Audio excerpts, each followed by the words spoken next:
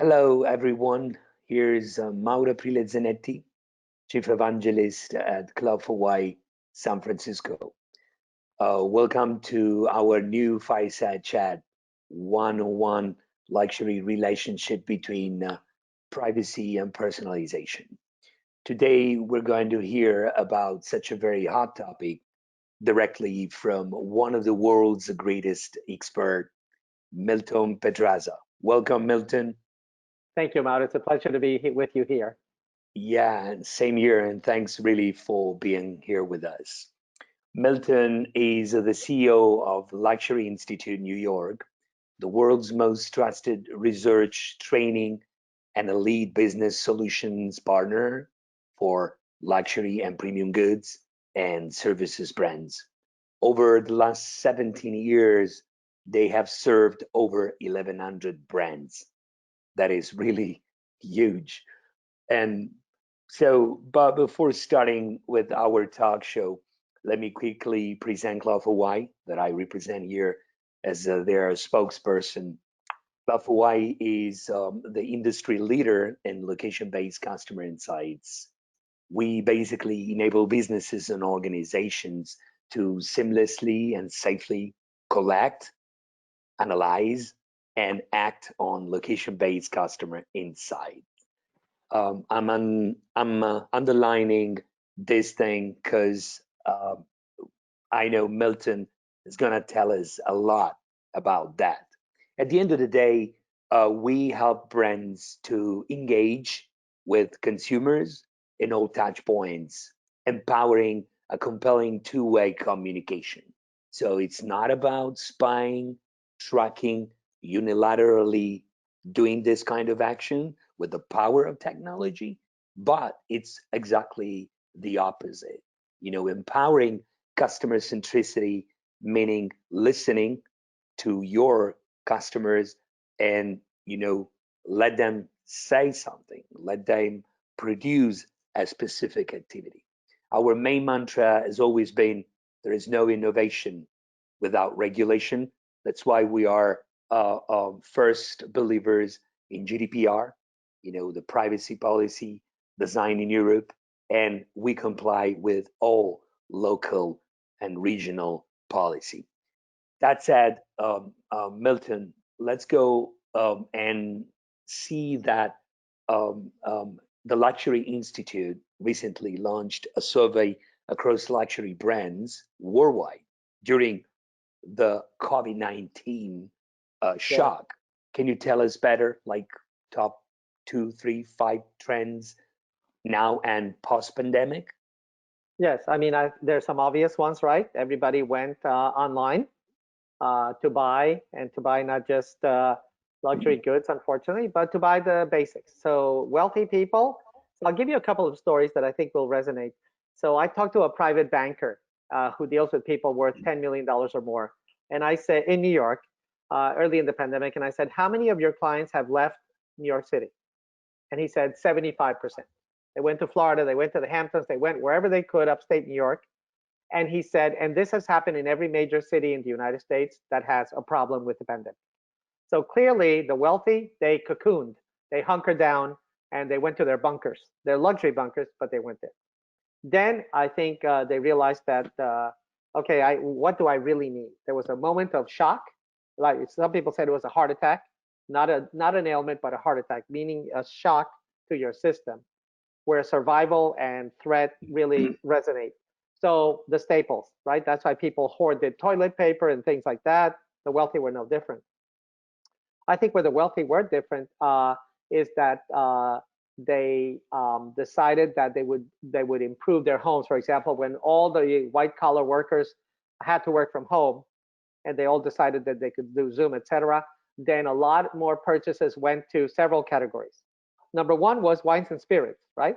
So when we talked to the brands, they said, look, our on-premise, meaning restaurant and bar business is dead, but our off-premise, meaning delivery in the home and from liquor stores, was up dramatically. So they were okay. Consumers also started to buy office supplies and furniture, things to complement and to improve their working space and their living space. A lot of swimming pools, a lot of wealthy people already had swimming pools, but the ones that didn't, they started to contract thinking we're going to be in this for the long term. They obviously apparel and accessories, jewelry, watches, really took the hit, and they still haven't recovered fully, and they won't for a while, we believe.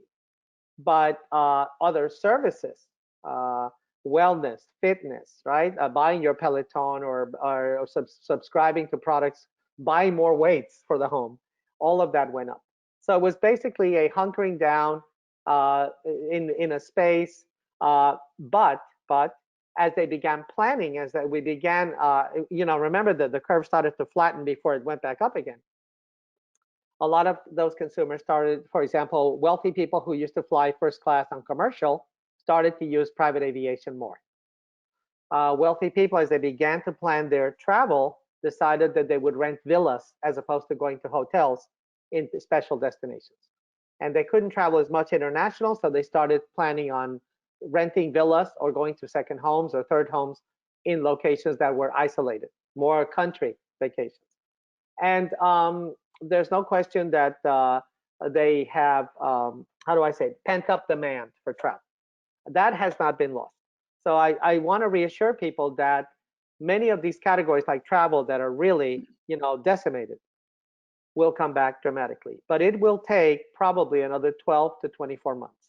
The people from Delta are saying that they project that it will be 2 years before they see pre-pandemic kinds of levels.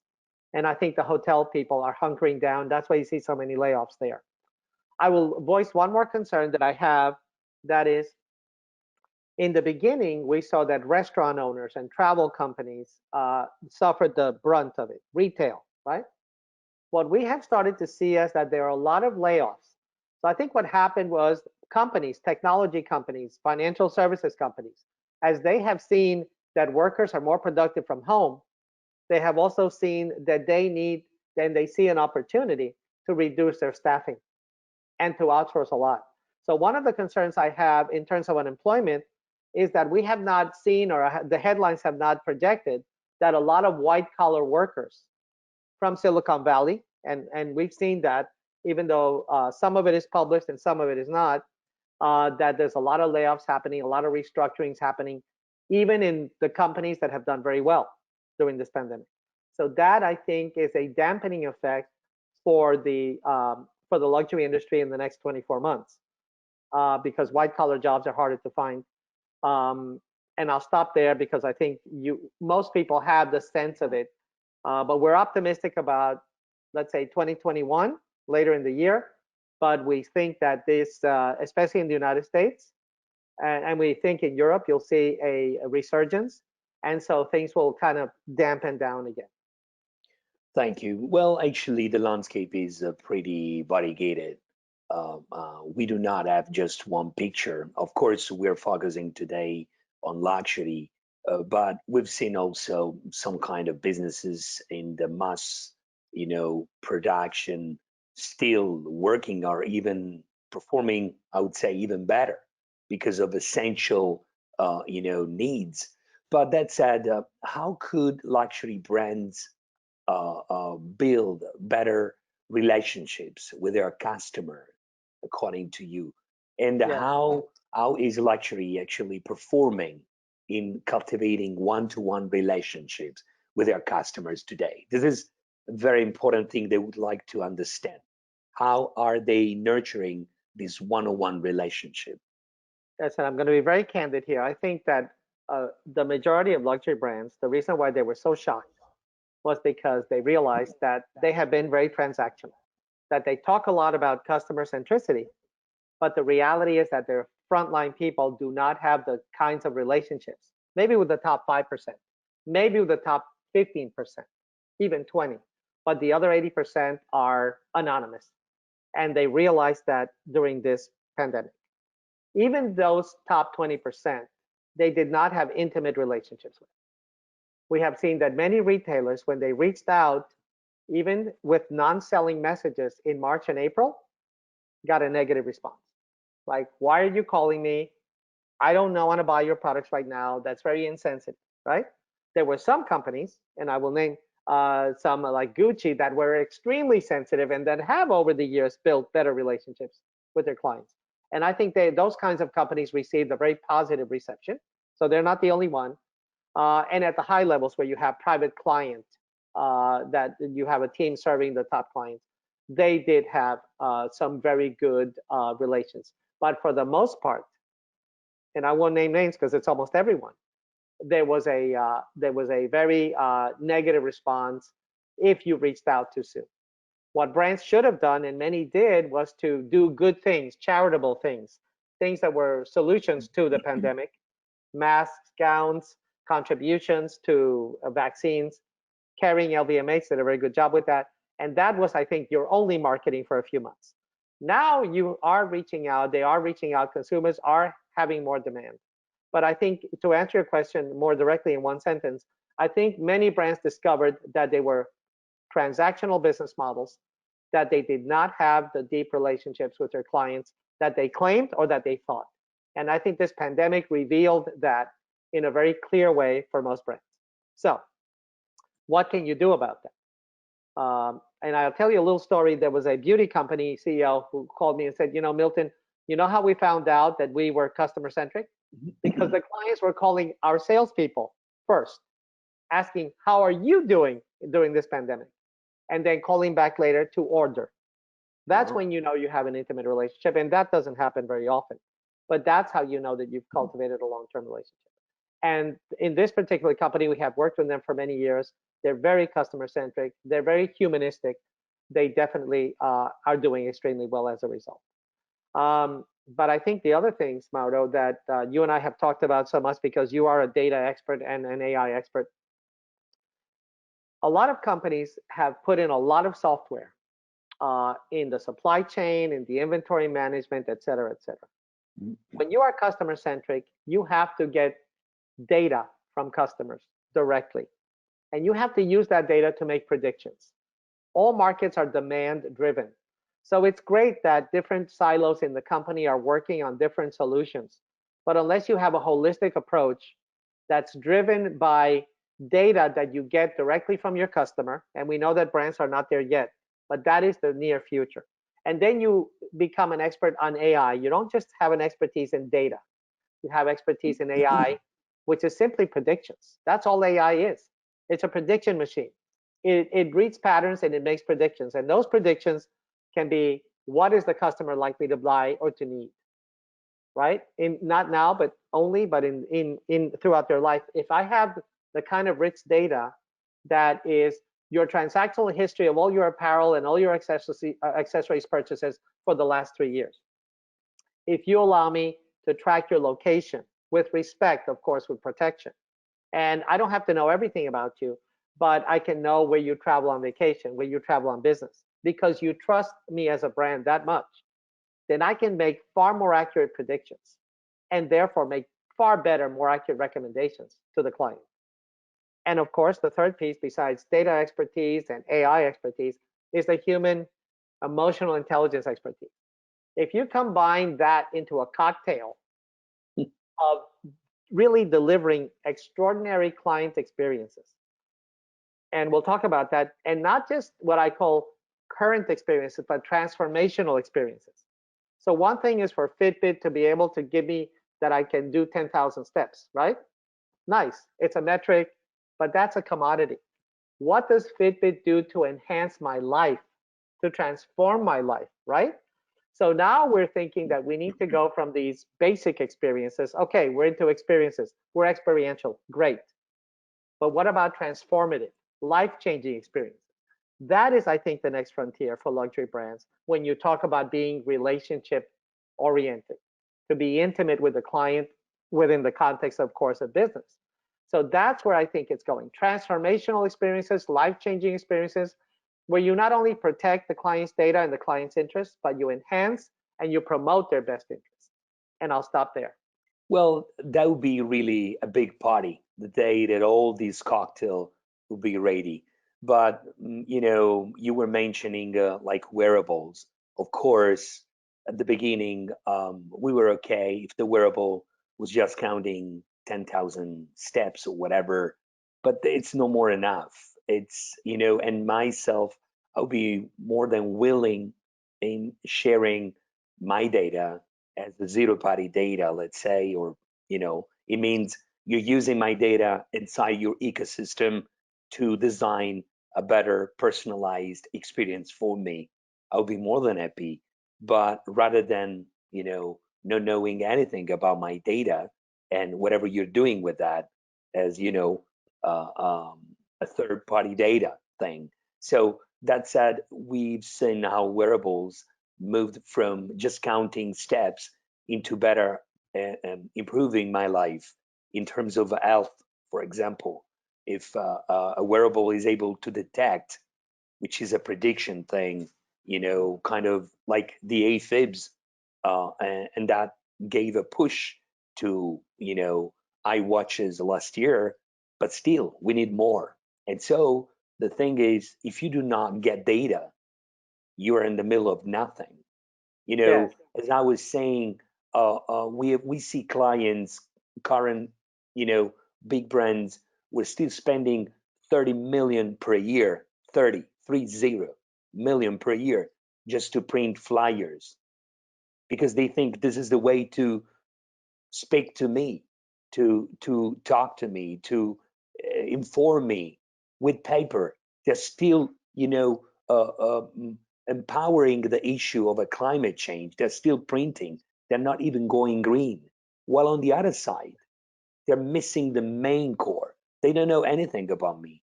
They never heard from me.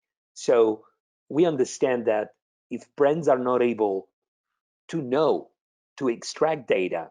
And data is not just numbers, figures, data is people. So going Perfectly back to said. the luxury, where this attention should be more, mature, let's say, how can brands get access to better data from customers in order to deliver advanced levels of personalization? How? Hmm. How do you Well, think they? so people say that in the 21st century, in the digital space, the greatest resource is data, and they're absolutely right. So AI cannot run without high quality data, right? But we like to say that the real currency is trust, right?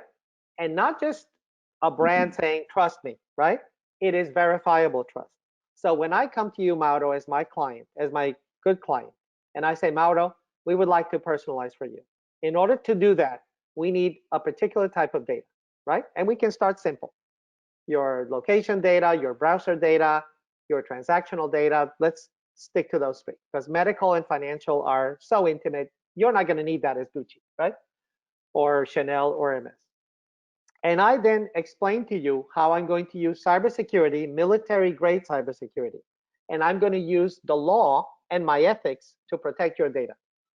And I'll tell you that these days, what is fascinating is that I, as a brand, the technology exists for me to create your personal data pod, your personal data cloudlet.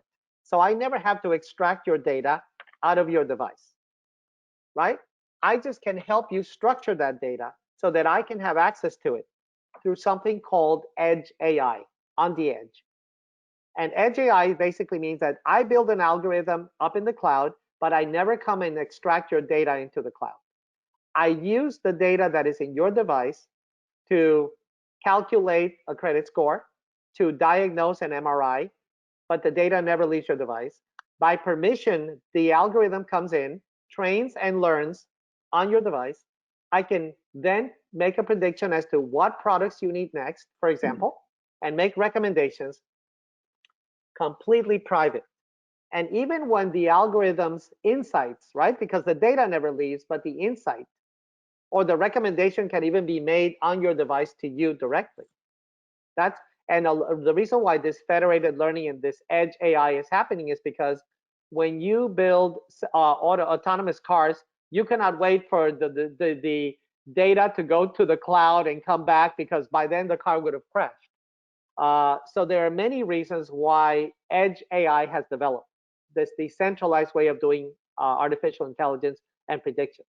So today you can say to the client, I, Chanel, I, Hermes, I, Gucci, I, Farfetch, will create for you a personal data cloudlet related to your fashion, or your personal life. And I'm going to be the steward of that data. I'm never going to touch or see your data, but I am going to be able to structure your data and analyze your data so that I can serve you with recommendations that are going to not just enhance your life, but really serve your interest at a level where it's unheard of. So, for example, I may be identifying where you travel and I may be recommending bathing suits and other products. And then because I know where you're going to what resort in St. Bart's, like the Eden Rock, I say, Mauro, did you know that there's another resort that's very similar in Anguilla? And by the way, Mauro, because you're my special client, I have arranged a special VIP service as if you were one of their top clients just for you if you'd like to go.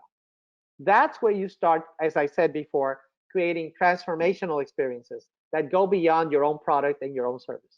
And I'll stop there for a second, but trust, to answer your question, and then verifiable trust, explaining the mechanisms of how you will use that data, what data you will use, how you will use it, where it will be stored, how am I going to analyze it without violating any privacy or any security rules, and I'm still going to give you personalization. That is how you can do it.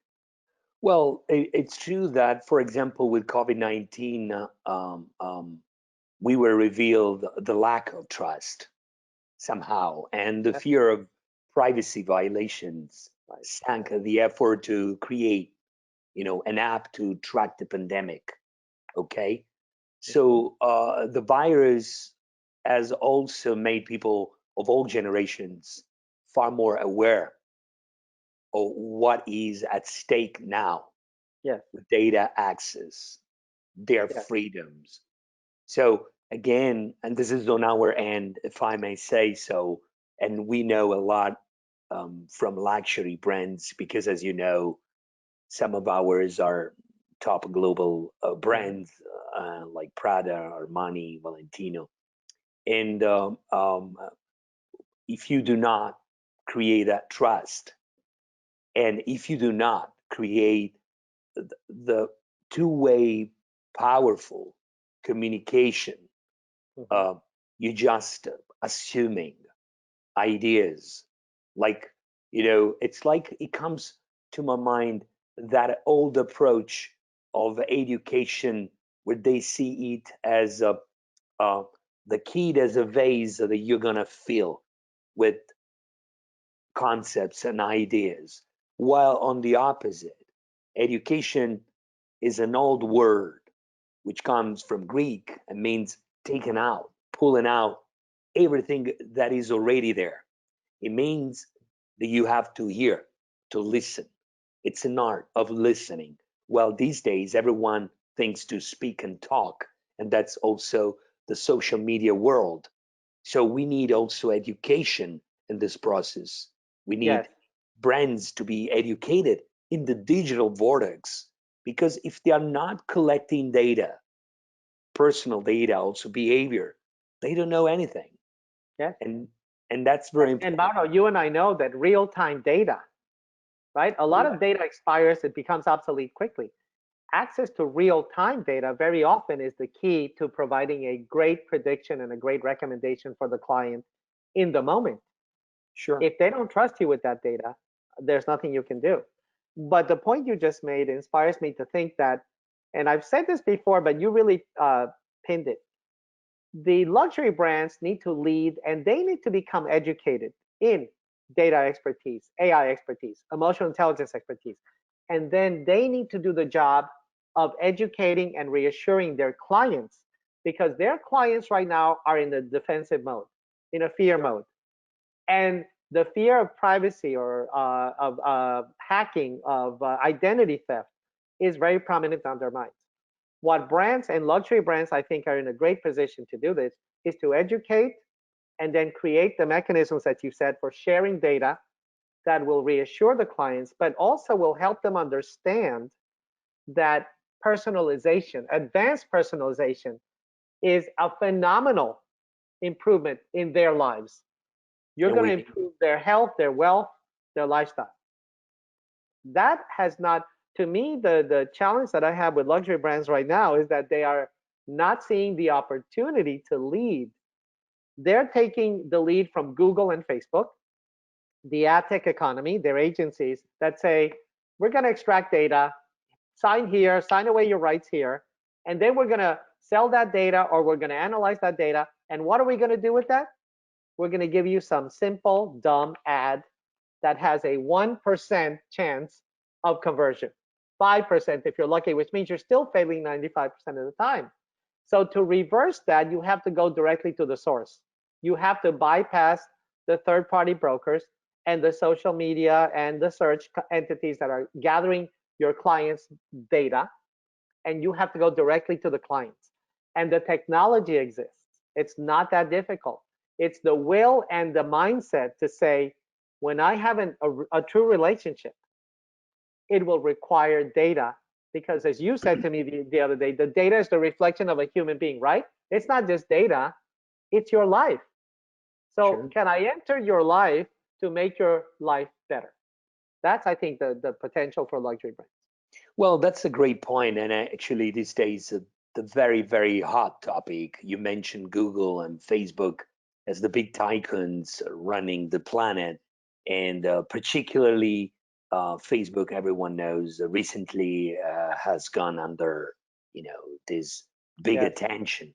Personally, just to give you an idea, I decided more than a month and a half ago to not work for work for Facebook anymore. I'm not creating any content anymore. I don't want to go in a place where they haven't really defined so important rules about hate speech and all of that. So what I want to say, going back to the brands have an opportunity to create trust. Trust is the new currency, and luxury brands mainly, that have to build up this trust, which is the currency with their stakeholders at every Yes. level, from the Yes. employees to the consumer, everyone. But these days, it's also about safety.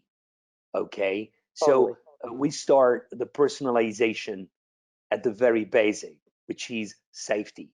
How much safety are you able to deliver to me to make me confident to come back? Because we know, we've seen and we're witnessing such a big earthquake in terms of physical locations, but the world will go back in the future. It's a going back to the future where we need the physical interactions. But Yes. again, if you don't know anything about data, about behavior, and real time ones, you're just acting, being not data driven. So your Yes. decisions. And everywhere you are, whether it's physical, we keep talking about physical, online versus offline. We're online 24/7. We are a walking RFID code, right? I mean, we are being tracked everywhere, right?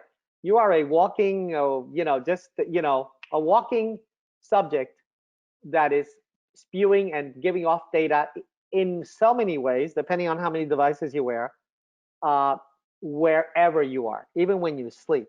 So the idea is, how can we harness that data, protect it, first of all, as you just said, right? But also use it to make people's lives better, and not just by selling them stuff, right? Exactly. Because that's a transaction. How do I use my creativity as a hotel company, as a as an apparel brand, as a jewelry brand? How can I make this individual's life better? And I will add one thing to say is that, and how do I make my associates' lives better? Because they are human beings too. And if I make my associates' life special, right, experiential, enhance their lives, give them the skills, and give them the tools, and help them to help my clients, then I have a great combination. So the often overlooked individual, human being in all of this is that brands need to not only serve their clients' best interests, they need to serve the associates' best interests so that they can serve the client's best interests, and so that together the best interests of the brand can be served. That's called being a fiduciary. So when you stop being transactional, you become fiduciary, which means you are looking to serve the best interests of your constituents, including society. That shift, and I know people have talked about it forever, but this pandemic, you told me, how many years did you say that you think this pandemic has accelerated some of the trends? Well, it is calculated that 2 months, 8 weeks, it's equivalent to 5 years. Right. So it means we've been talking all over the places about digital transformation, about how to become, everything was a buzz. Now, Right. reality is Right. everyone had to speed up in finding alternatives. And Yes. actually, technology can help a lot. This is the Tremendous. main, history. In history, we can count several pandemics, and it's weird to see that actually we know exactly how pandemics work. Exactly, the social distancing was the first thing to do during medieval period or during Shakespearean age or in the Masks. 100 Right. years ago, the Yes. mask. But it takes months to have all the people on the same page and understand that this is relevant. But today, the new thing is technology can help a lot. Yes. How? Yes. And starting from location based customer insights, because it's the moment, which means time and place, right Mhm. moment where you extract. But when we use words and we say extract, gather, harnessing, I always see that kind of bias, if you Mhm. allow me to say, that there is always someone who is doing an action. Well, instead, when I'm doing that action with the power of technology in the appropriate way, okay, it means that I'm listening to my customers. I'm hearing about Yes. their Yes. feedback, what they need. So, this is the right way to make things happen. This is the way technology can drive results really Yes. that really matters. So it's not more just an IT thing No. because you know better than me that out there is a Jurassic world with a lot of organizations and brands and businesses not even thinking that they need to understand who their consumers are to personalize the service starting from safety. This is the time Yes. for all retail, luxury particularly, to understand that importance. It's a Yes. game changer thing. Yes, Mauro. The luxury brands have always led. So when you look at auto safety, it was Mercedes and Volvo who created a lot of the safety features that are now mainstream, right? I laugh sometimes and That's I a good say that point. the first toilet was in the court of one of the Louis in France. We always lead. Right now, consumers do not trust government, right? And you know why, right? I don't know any government in the world, maybe a few exceptions like New Zealand, Australia, that didn't fail their people, You're okay? right. You're And right. some governments far more than others, as we have seen, okay? Except for little pockets here and there. So consumers are looking to brands, right? That's why you see that consumers are inspired by brands boycotting Facebook, because the best way to vote your morals and your values is with your money, what you invest in, what you advertise in, what channels do you advertise in. And so that's why I think we're seeing this movement where both the interest of consumers and the interest of brands that are ethical are aligned. And for the first time, we realize that this is not me using you. You're not a subject. I don't have to target you. All of these war analogies are dead. The human analogies, the coexistence, the collaboration analogies are what now drive forward. It's a collaboration. It's mutual trust. Yeah. It's mutual safety. It's mutual concern. It's an exchange of value that we're talking about.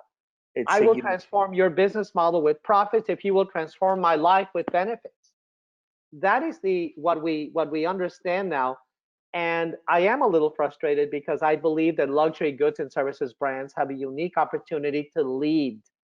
We are not necessities by any means very often as our products and services, but we certainly can lead in this humanistic, fully aligned fiduciary where I pledge to serve, to protect, enhance, and promote the best interests of my clients, of my associates, and of society. And you're seeing some of that. Gucci just came out, Alessandro just came out. with an all sustainable line of products. So there are many dimensions in which we can manifest what is good for society, contributions. I think Carrie and LVMH have led a lot of this. There's more to do, and they know it. So, for example, I know that Kering cares very deeply about their associates. Kering was the first company to put 2/3 of women on their board and more than 50% on their management team. Now they realized, okay, we have to put more, we have to do more for Oh yeah, minorities of all yeah. races and ethnicities. And so they are leading in many ways. Oh, Luxury, in my opinion, can lead with actions, not words. that's really interesting. Thanks for reminding us of some revolutions like having the toilet, you know, thanks to, what you were saying about France. Uh, and it's true, they can lead. Actually, becoming ethical brands need to lead and be part of the solution or risk their business models. You know, Yes, that's yes, the reality. And this issue is not going away. yes, So, again, the AI, by the way, is totally useless without good data because totally. the AI is like a calculator, which is better than you and I in giving us the result. But the Perfectly. problem is what kind of figures, data, behaviors in real time you have put inside the calculator. If Yes, you're bringing inside garbage, you will have double, triple garbage. It's the GIGO, garbage in, garbage out. yes. Let me So, give you a couple of examples about that that I read recently. yeah. Well, first of all, I've been in CRM since 1997. I'm that old, and I used to run Oh, it for Citibank. And we used to use genetic algorithms and neural networks when I was there. One layer cake, let's say. Now it's 10 layers, machine learning and deep learning. But in those days, we were using them to predict what we should recommend to the client. What we found was we didn't have two things that mattered tremendously. Even though we were a bank, we had really poor quality data. Ugh. oh, And number two, we had a really poor culture that did not serve the best interest of the client. In between were all the predictive models. They could do nothing without great data that you could only really get from the customer and a humanistic culture. And the same is true today. Now we've advanced yeah, to all of this customization, personalization, but it is still true. 80% of a data scientist's time is spent, doing what? Trying to get the right data and then structuring the data so that maybe I can use it on my model. The big secret in AI is that most of the AI models fail because of the lack of good data or the lack yes, of, right? But a lot of people don't know that. Oh, magic. But they yeah, don't have any data. So unless you fix the trust problem, you're never going to have good data. And then unless you and your algorithms are unbiased, humanistic, serving the best interest of the client, and then those experiences that you generate are delivered with humanity, with love, dare I say love, with care, that people can recognize as, sure. wow, they really care about me, not, oh, they just want to sell me or they're pretending to be nice. When we express that, the data, the algorithms, and the humans, as I said before, in a cocktail or a triad, those Yeah, three are the brain of the business that can lead all the other limbs of the business's body, like inventory management and supply chain and resource generation and finance and account.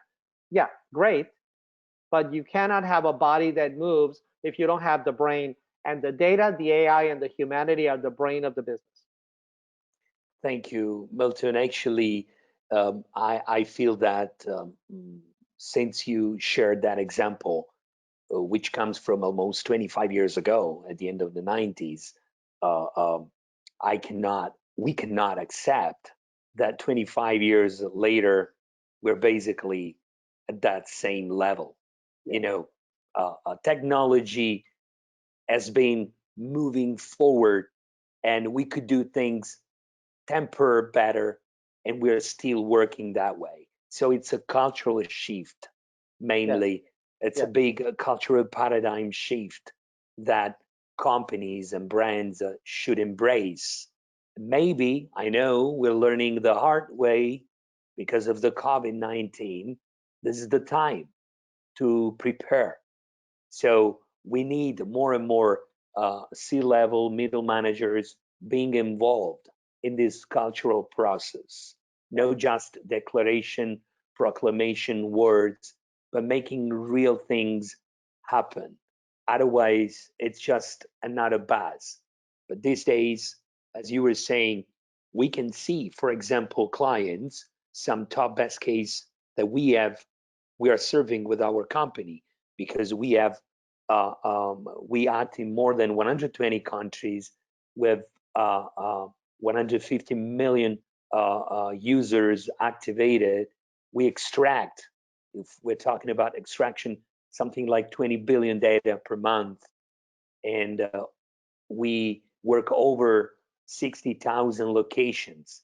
But nothing in reality can happen without a cultural shift, Yes. starting from the company that has to adopt it at every level to the sales associate, because they're going to be the game changer. They work on the last mile to Yes. serving the consumers, and we have clients who proved actually that during the chaotic hectic moment of the COVID-19, they were able to make data-driven decisions and to resist better, and they are now performing as a V.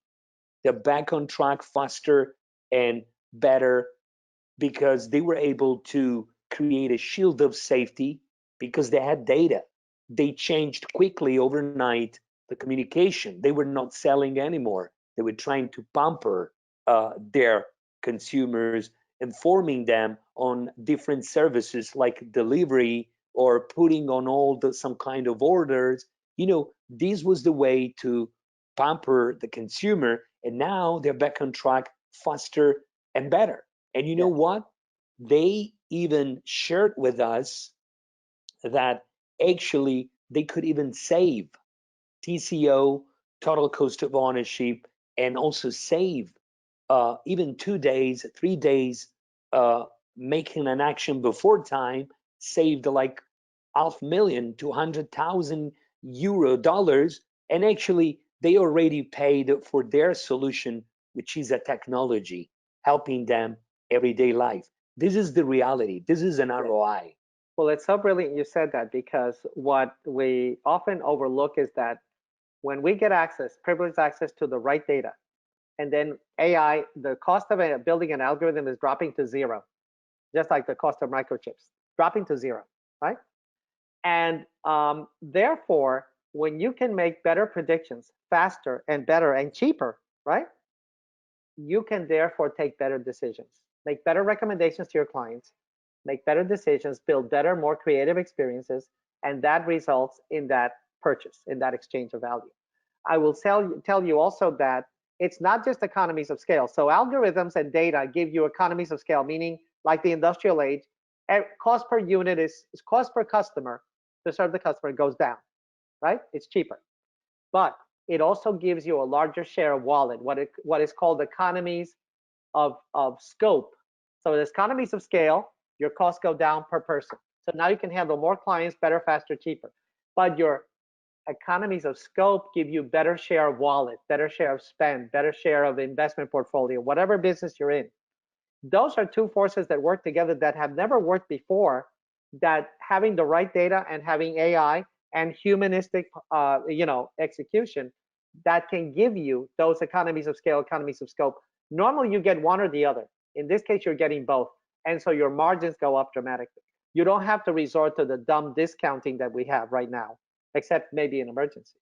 So that's your point about the economics of this, what I call digital intelligence combined with emotional intelligence. The economics are dramatically better. And I think a lot of companies have not realized that. They think, and because they don't do it right, they often don't get a return on their investment. And that's why they need guides, experts to guide them through this whole digital transformation.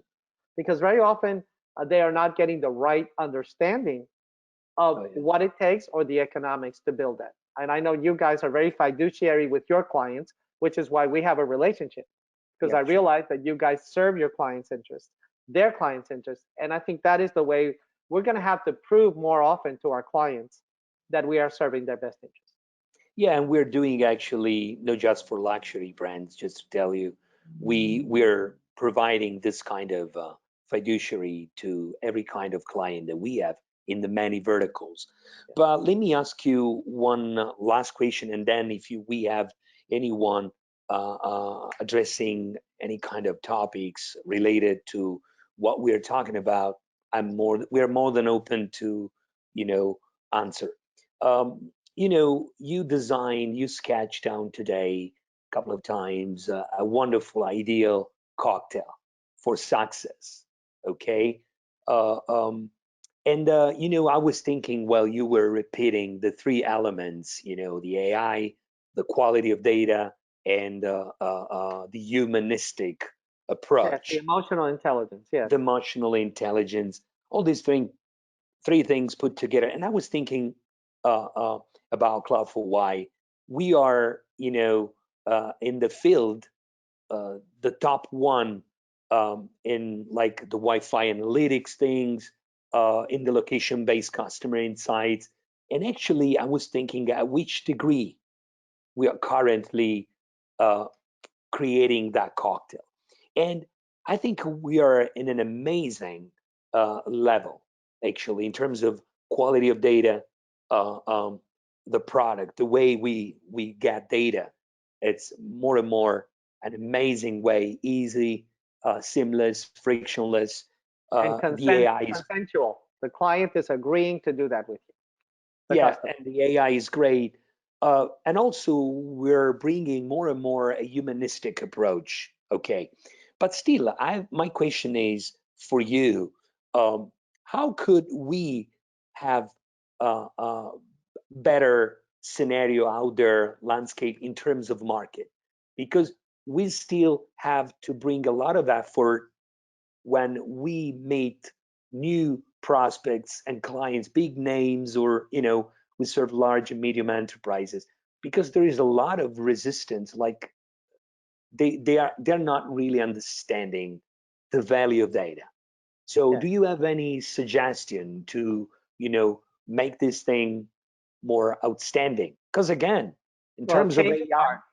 Change is very hard for people. We are wired certain ways, and habits that serve us are very hard to break.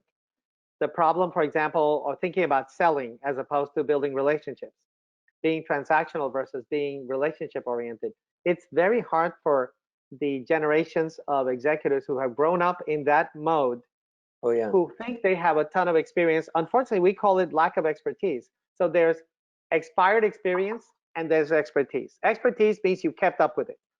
Expired experience is when a doctor cannot diagnose an MRI better today than a young medical student.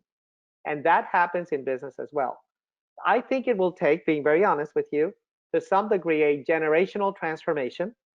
But I will tell you that there are also millennials and Gen Xers who do not have the open mindedness. I think that this shock is a wonderful opportunity to educate our members, our clients, our colleagues. And I will say this, that while I'm very passionate, when we enter the space, we have to do it with kindness, because we cannot make them feel bad about the expired experience. Although it is true that it is there. There are very few of us who are self aware and who can admit to ourselves that we're delusional about our performance, delusional about our mindset. We have to work with people, but I think this is a huge opportunity. I think if I look at your company, I think you have a wonderful opportunity to become a customer repository where more data than stored data or location data will be gathered by you guys, because you already have the mechanisms, and you can extract or you can voluntarily get purchase data, transactional, historical transaction data. And I think the more data, we have found that the more data, the more dimensions of data you have, like your medical data.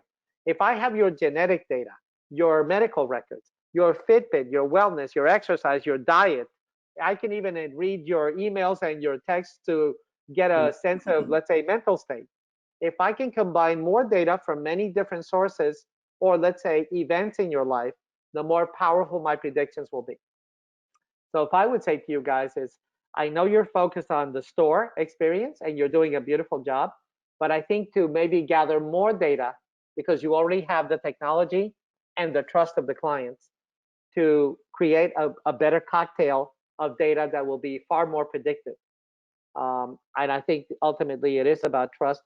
Change does take place slowly, but I think there's some the shocks that we've had right now, including the economic shock that is still to come. We're not over here. This is we're still on the rebound, and we're going to rebound slowly, and that will wake up a lot of companies as to what they need to do. The next we see the interest already in potential clients.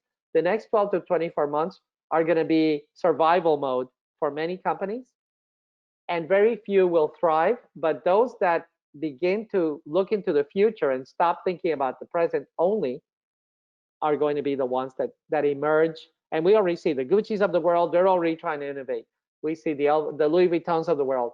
Now they're big, but I think that this is a chance to spark interest where companies would be completely closed to ideas. This next 12 to 24 months is going to be innovation time, open innovation time, and I'm very optimistic. Cool. We have a question. Someone is asking you, how do you see in corporations the relationship between IT and marketing? Because I guess probably they always see kind Yes, of two parallels. They do not most yes, of the that is time. that is a big problem. So the relationship, unfortunately, I see is that the marketing and the IT people live in two different worlds, Oh, and they have to combine their world into a customer. And by the way, they both need to learn. It's not like one knows and the other one doesn't. It's the collaboration of those two departments and others that will mean the difference. And so therefore, I'm very big into uh, eliminating departments and putting together teams that's where a cool. team has a marketing, let's say a customer relationship officer. It has, but it has members of all the different functions and areas of expertise, whether it's Yeah, consumer insights, IT, AI, marketing, selling. All of those people need to come together in teams, in agile teams. I hate departments. Departments are a product of the industrial age that need to be eliminated. Okay, we don't have in soccer teams or in football teams. We don't just have like people not working together. They train sure. together. They execute together. We can follow those kinds of examples. Yeah, but that's actually, I agree. That's actually what we see. And Yes. it's a special and kind of an exception when we find more and more a chief digital officer, which is, the best of an IT, has some kind of knowledge and marketing. Yes. But if you're still talking to an old marketer with no clue at all about the IT world, the digital world, Right. or Right. vice versa, an And IT, partially, Mauro, that's the incentives, right? As they say, God didn't say, Noah, build me an ark. He said, Noah, save the species. Okay. So when you put the right goal in front of everyone, save the species, then yeah, the guy who's building the ark and the guy who's putting the food, they all have to work they- together. So they're the gonna work. incentive system has to change for the customer centric goal.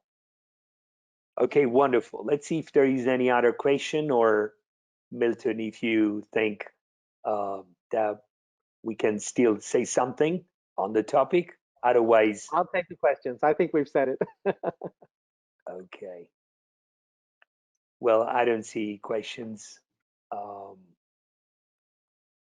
okay. Um, Milton, thanks so much for such an inspiring conversation with you. I Likewise. hope Thank you. I hope that your knowledge and educational process that you're bringing into the luxury world, I have to say, would be more and more also into other uh, um, fields, not just the luxury, because we We're need. going to get Oh, there. We're going to yeah, get there. wait It a takes so minute. many of us. Wait, tell me.